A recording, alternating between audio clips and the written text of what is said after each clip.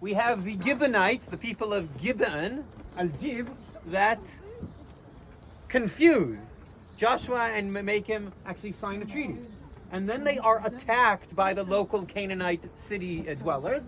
So Joshua goes up the valley and arrives exactly at the edge right here. This is Al-Jib. In a moment, it's right here.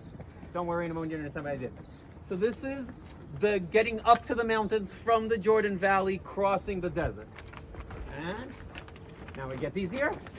Okay, so this is Al-Jib. On the way, they pass near this area colored in black, which is over there, which is Aram.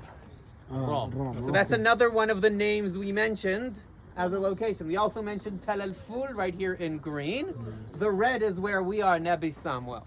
Which means you can see the sequence of the movement. And I'm going back to 1 Samuel chapter 7, where we describe Samuel moving around. Chapter 7, chapter 9. I'll need to check. I don't remember at the moment. Seven. Okay, I believe you.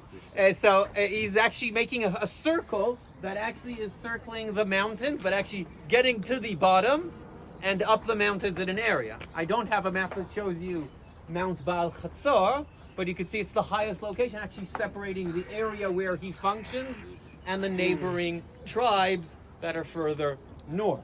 But you can also see the ascent, the uphill he has to do, and so do the people getting up to the mountains using it. And last thing I'm going to say is the identification of the site. What's its name? So we know it since the Muslim period as Nabi Samuel. Since the Byzantine period, there's the church mentioning or dedicated to Samuel. But what was the original name? Was this Ramah? Was this Mitzpah? Was this neither of the two? Ramah. I don't know. Nobody knows. I really don't know. But I will tell you something very, very funny and very good. One of our best sources of the Middle Ages is the Pilgrim's texts. Visitors from abroad that arrive here and have a tour guide or do not have a tour guide. And the real problem is that they usually don't have a lot of time. So the tour guide will do his best to show everything as easiest as possible.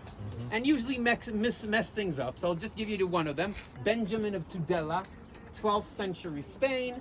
He has a very interesting and thorough description. And he had a few mistakes on the way that we'll gather.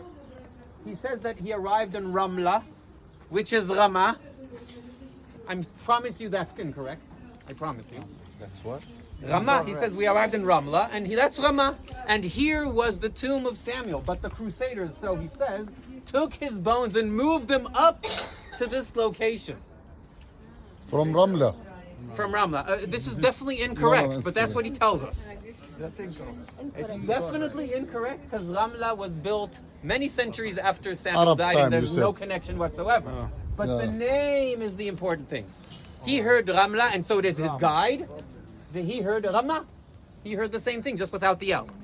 So many of the identifications done in history are based on what it sounds like, and not always is this very, very accurate. I'm going to finish this with following. And the nice thing that he says, oh, if this is Ramah, this is Shiloh, of course. Exactly. So the next thing he says, so this apparently was Shiloh. Shiloh, which definitely is incorrect because we have a good identification. And that, of course, means that the tourists that arrive for 1 week, which are the normal tourists we guide, that's what they will remember. So we try to make it as simple and accurate as possible and not messing things up.